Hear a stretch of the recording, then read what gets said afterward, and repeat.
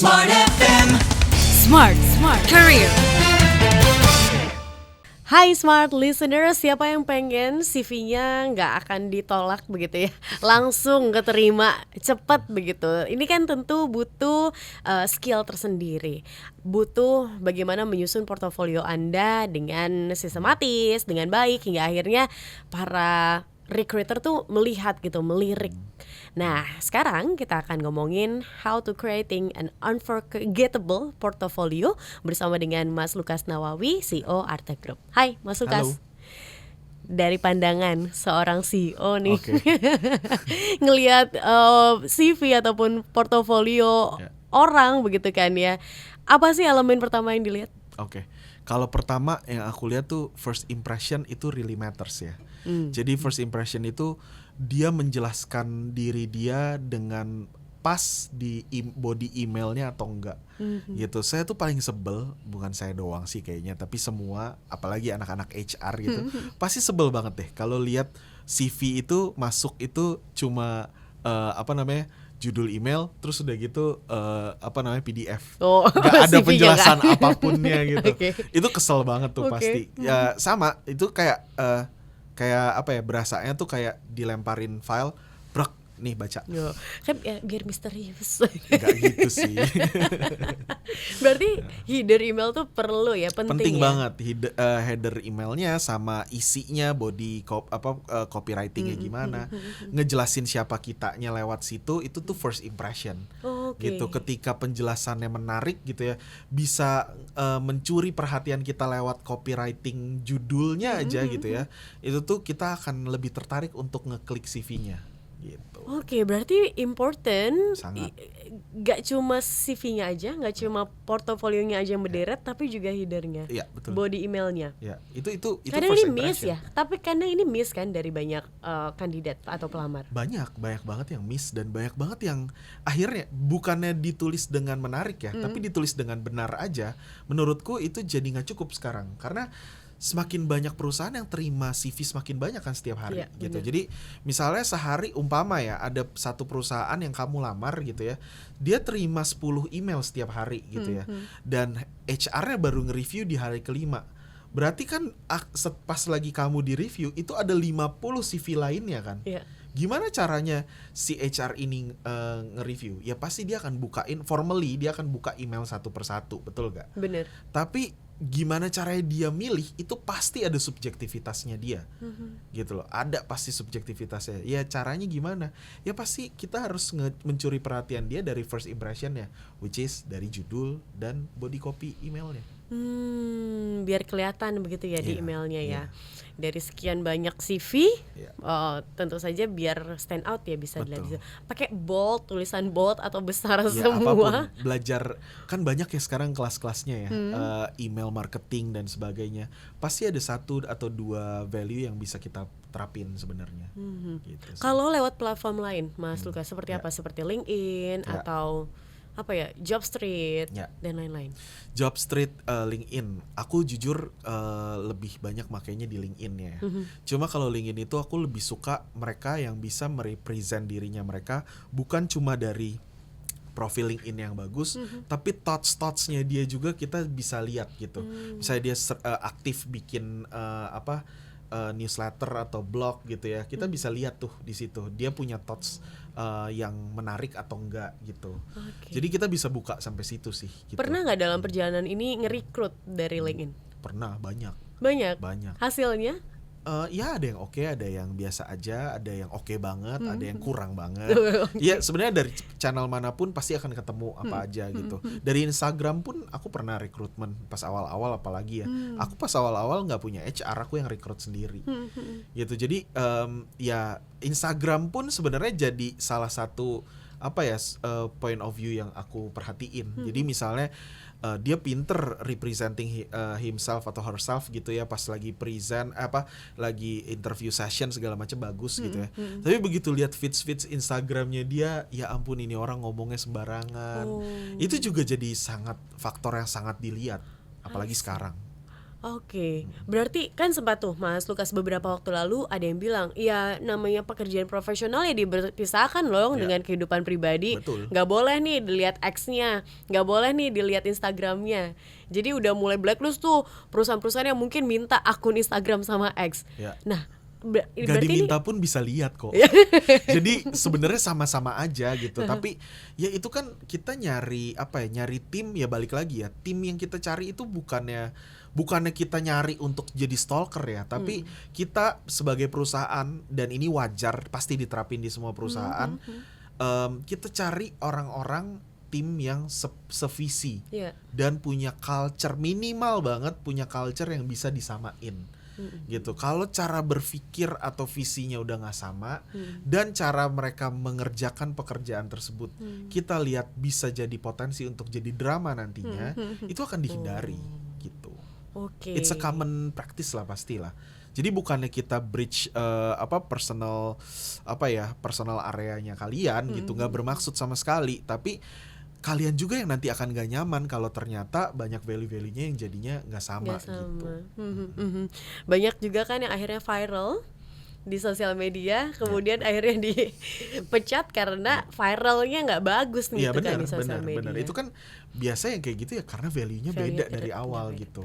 Jadi ya kalau saya misalnya ada kejadian yang kurang mengenakan sama karyawan atau sama tim gitu ya, pada saat proses hiring dan ternyata udah diterima tapi ternyata nggak sesuai ekspektasi dan sebagainya, saya bukan nyalahin orangnya, tapi saya juga saya nge-review internal kita sendiri juga. Oh, ini berarti ada yang salah dari proses hiring kita kemarin, kita kelolosan hal apa, itu harus kita review gitu. Apa sih poin-poin begitu ya yang akhirnya bisa membuat kandidat ini lolos ke tahap selanjutnya? Ya, aku selalu mengedepankan relevansi juga. Yang pertama, relevan nggak penjelasan lo tentang diri lo sendiri terhadap posisi yang lagi di Lamar. dilamar gitu ya. Misalnya dia melamar posisi sebagai graphic designer gitu ya.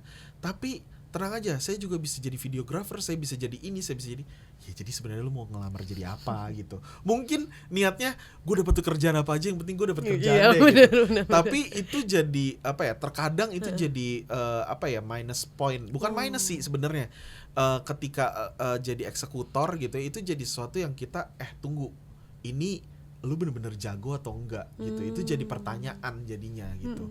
Tapi kalau misalnya pas lagi memang dibutuhkannya yang memang bisa palu gada gitu ya mungkin cocok posisi tersebut gitu. Tapi ya gak semua, biasanya ada beberapa recruiter yang nyarinya justru yang spesifik gitu.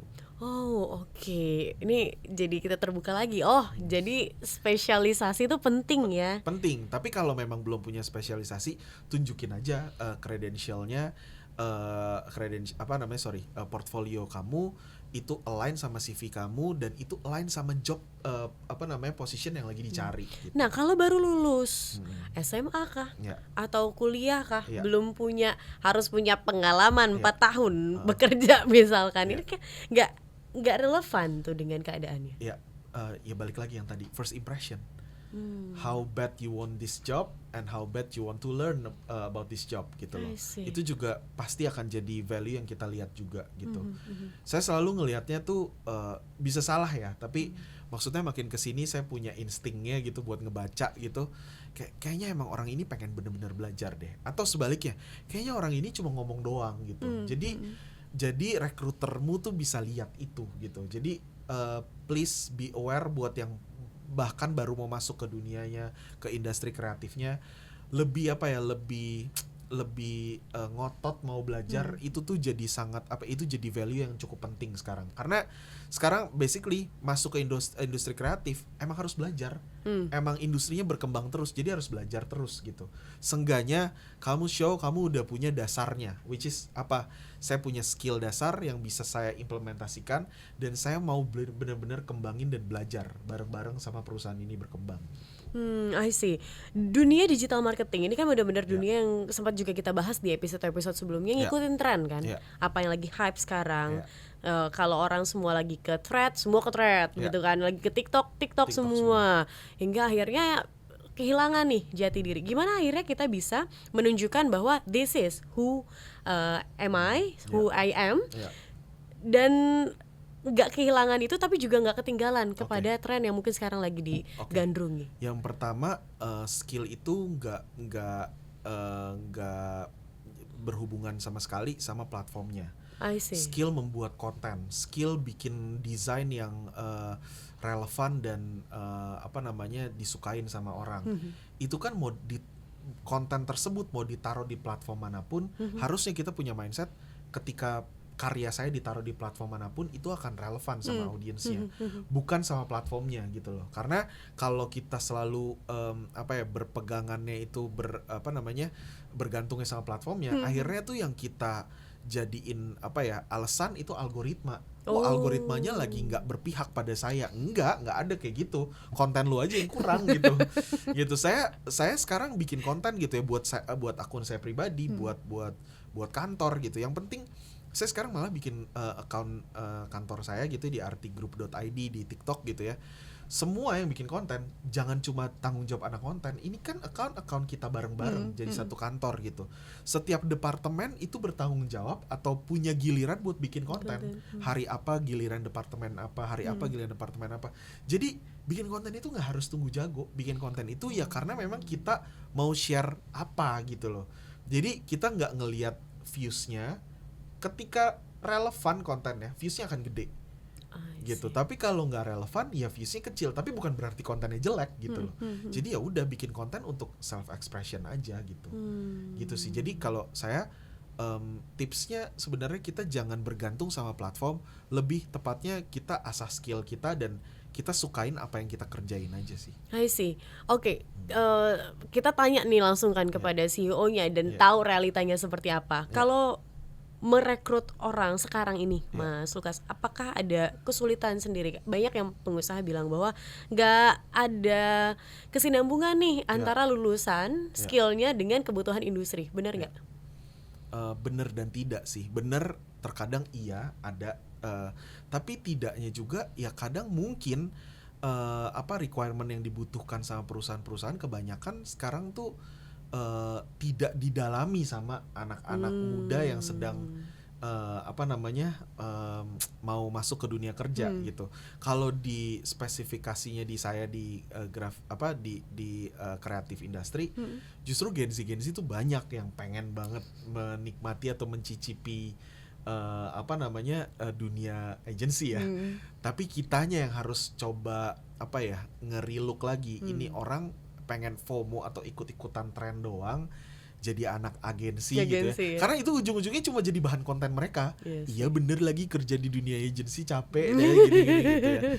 Itu karena emang dia cuma pengen berkonten ya nggak cuma pengen lah, tapi ya gitu cuma pengen merasakan gitu loh, ngerasain. Atau memang bener-bener passionnya dia di situ gitu. Itu yang harus kita yang lihat gitu, harus kita sebagai recruiter kita lihat itunya. Memang punya drive dan passionnya atau keinginannya apa enggak. Karena passion itu kan sebenarnya bukannya suka loh. Saya suka sama dunia digital marketing, bukan artinya saya passion sama digital marketing loh. Passion itu kan melakukan sesuatu yang menyakitkan terus menerus dan lama-lama jadi kebiasaan. Itu passion. Kalau bahasa aslinya passion itu menyakitkan, menderita gitu. Ya makanya sebenarnya siapa yang willingly untuk menderita tapi terus mau maju di industri ini gitu. Nah itu yang harus kita pintar-pintar lihat sih. Oke. Mungkin sebelum kita tutup begitu ya Mas Lukas, portofolio segambreng lebih dipilih kah daripada mungkin secara singkat dijelaskan apa yang menjadi kontribusi dia? Buat saya contribution dan proven result matters. Jadi portfolio banyak tapi semuanya nggak ada yang punya significant result nggak penting. Gitu. Buat saya ketika mau showing portfolio make sure itu matters buat pekerjaan yang lagi kamu jalanin. I see. Nih berarti kita harus customize setiap CV yang kita berikan. Iya. Buat kasih lihat impactmu apa di situ. Impact-nya nih Pak. Oke. Dan tadi saya baru tahu ternyata body email itu Masa baru tahu sih? menentukan. Saya cuma nulis gitu aja begitu Oke. kan secara rapi bahwa saya ini berniat ini Ya, udah rapi gitu itu kan. benar, rapi itu benar. Tapi kalau mau tadi kan pertanyaannya gimana supaya outstanding?